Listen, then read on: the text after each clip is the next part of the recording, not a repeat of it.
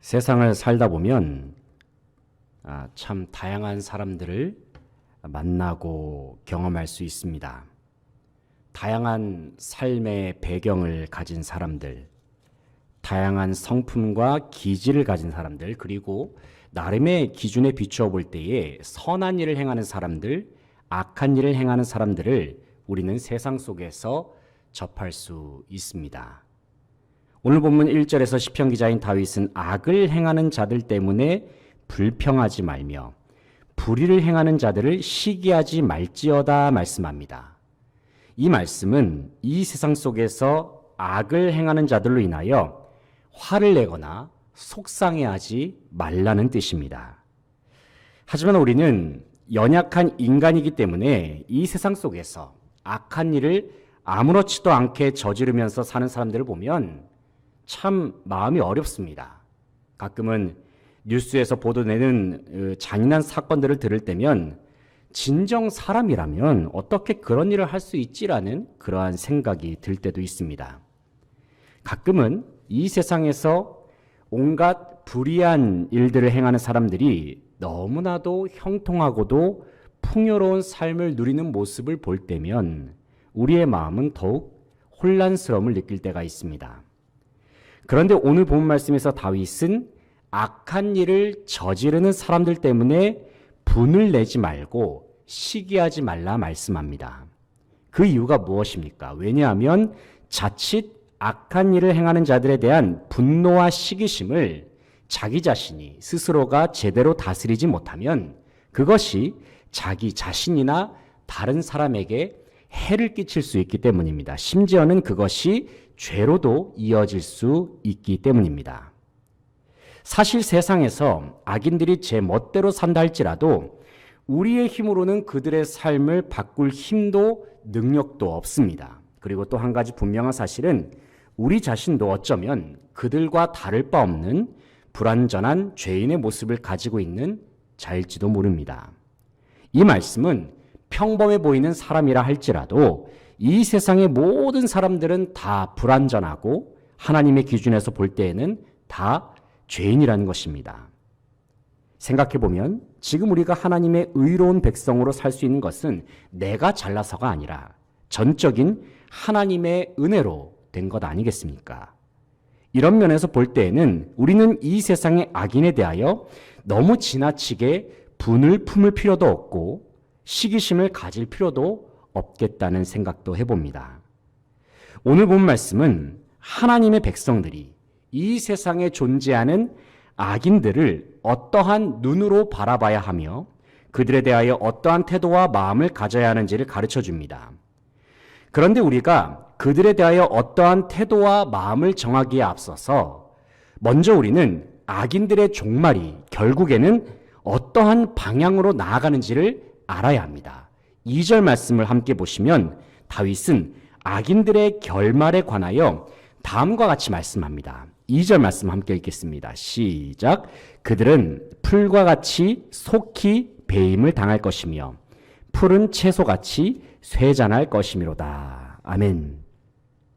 2절을 보면 그들은 풀과 같이 속히 배임을 당할 것이며 푸른 채소같이 쇠잔할 것이다 말씀합니다. 제 아무리 악인들이 자신들의 꾀와 속임수로 이 세상에서 형통함을 누리는 것처럼 보여도 그들의 마지막은 완전한 멸망임을 성경은 분명히 말씀하고 있습니다. 사랑하는 성도 여러분, 악인들의 결말은 완전한 소멸입니다. 그들은 완벽하게 패배하게 되어 있고 그들의 존재 자체는 바람에 나는 겨와 같이 사라져 버릴 것입니다. 그래서 우리는 어지러운 이 세상을 살아갈 때에 세상에서 일어나는 일들에 우리가 먼저 관심을 기울이기보다는 먼저는 하나님께서 이 세상 속에서 우리 각자에게 뭐라고 말씀하시는지 귀를 기울일 필요가 있습니다. 눈에 환히 보이는 현상이나 시끄럽게 들려오는 세상의 소리에 우리가 먼저 귀를 기울이기보다는 우리에게 고요하게 말씀하시는 주님의 음성에 다 함께 귀를 기울일 수 있는 저와 여러분 되시기를 소망합니다. 그렇다면 하나님께서는 어지러운 이 세상을 살아가는 주님의 백성들이 어떠한 삶을 선택하라 말씀하실까요? 첫째는 하나님을 신뢰하면서 살기를 원하십니다. 3절 말씀을 함께 읽겠습니다. 3절 시작. 여호와를 의뢰하고 선을 행하라. 땅에 머무는 동안 그의 성실을 먹을거리로 삼을지어다. 아멘.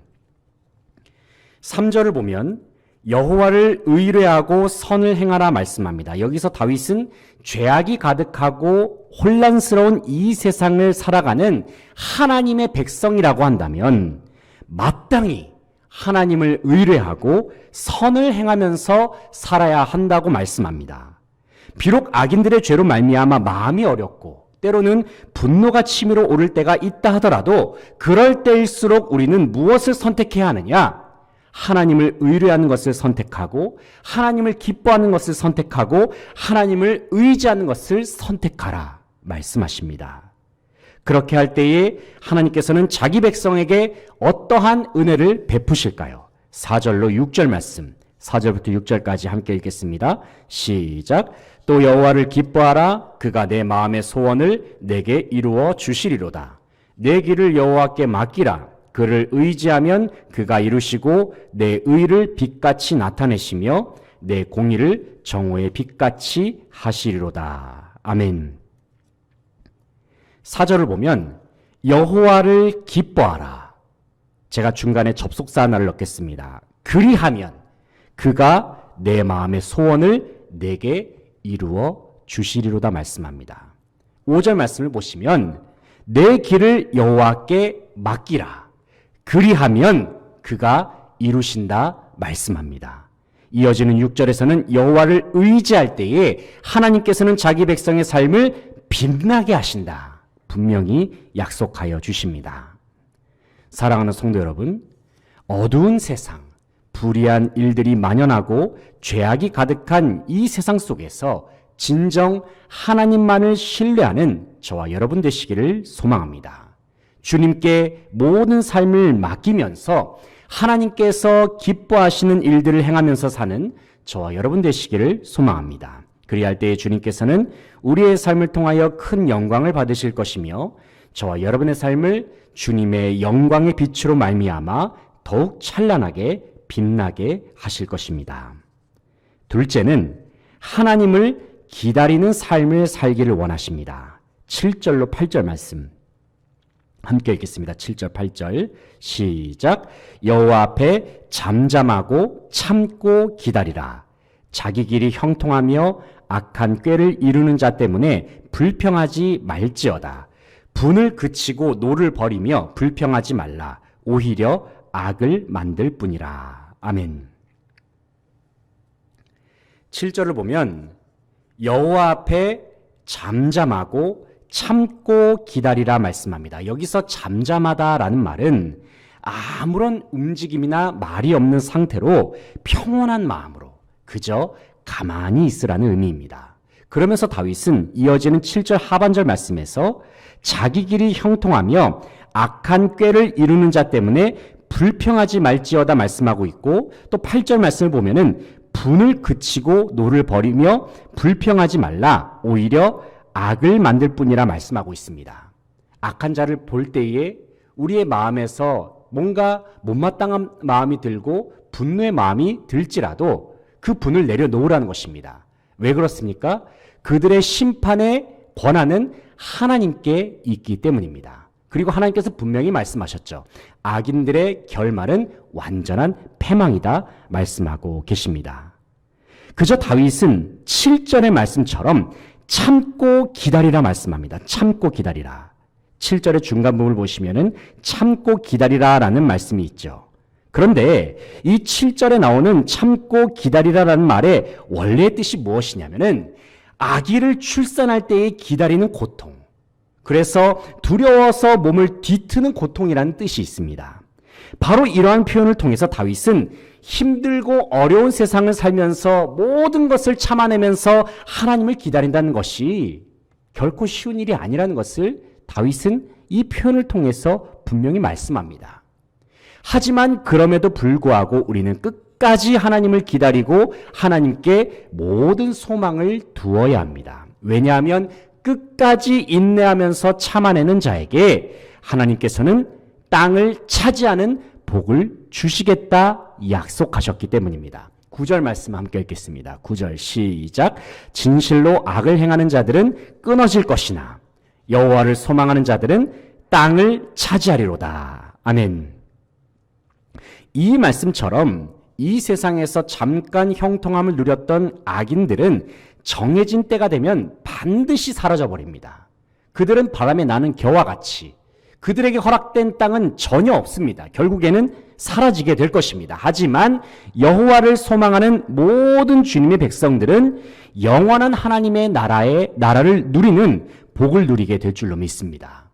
그러므로 사랑하는 성도 여러분, 하나님께서 우리에게 허락하신 약속의 말씀을 꼭 붙들고 모든 것을 참아내면서 하나님을 기다릴 수 있는 모든 성도들 되시길 소망합니다. 특별히 우리가 모든 것을 참아낼 때에 어떻게 우리 혼자의 힘으로 참아낼 수 있겠습니까?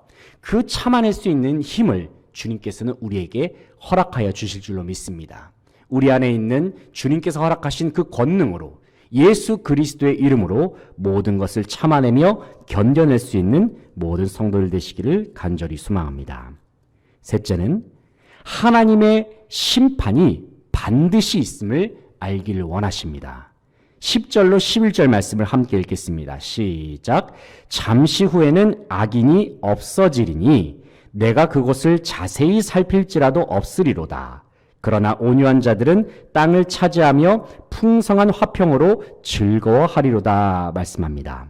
10절 말씀을 보면은 잠시 후에는 악인이 없어지리니 내가 그곳을 자세히 살필지라도 없으리로다 말씀합니다. 악인이 여기 있나 악인이 저기 있나 계속해서 들여다보고 계속해서 찾아내려고 애를 쓴다 할지라도 결코 찾아낼 수가 없다는 것입니다. 결국엔 그들은 하나님의 심판으로 말미암아 완전히 패망할 것이기 때문에 여기서 하나님께서는 악인이 자취도 없이 사라지는데 그 시기는 잠시 후에 일어날 것이다. 10절에 가장 첫 번째 부분을 보시게 되면 잠시 후에는이라는 시점이 있죠.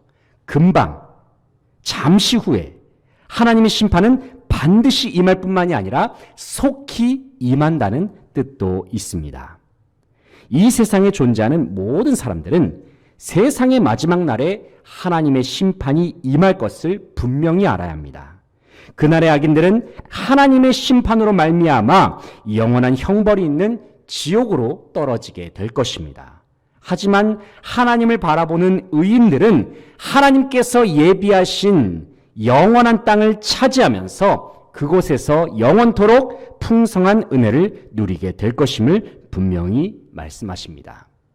그러므로 사랑하는 성도 여러분, 하나님의 심판이 분명히 있음을 기억하면서 어지러운 세상 속에서 여러분의 마음을 지키고 특별히 하나님께서 허락하신 예수 그리스도의 성품, 하나님 나라의 백성다운 성품, 그 마음을 지켜나갈 수 있는 모든 성도들 되시기를 소망합니다. 하나님을 신뢰할 때에 주님께서는 하나님의 때에 하나님의 방법으로 모든 것을 합력하여 선을 이루어 주실 줄로 믿습니다. 사랑하는 성도 여러분, 여전히 끝나지 않는 코로나19의 상황, 그리고 어지러운 세상의 분위기 속에서 우리의 마음을 지키면서 산다는 것은 참으로 쉬운 일이 아닙니다.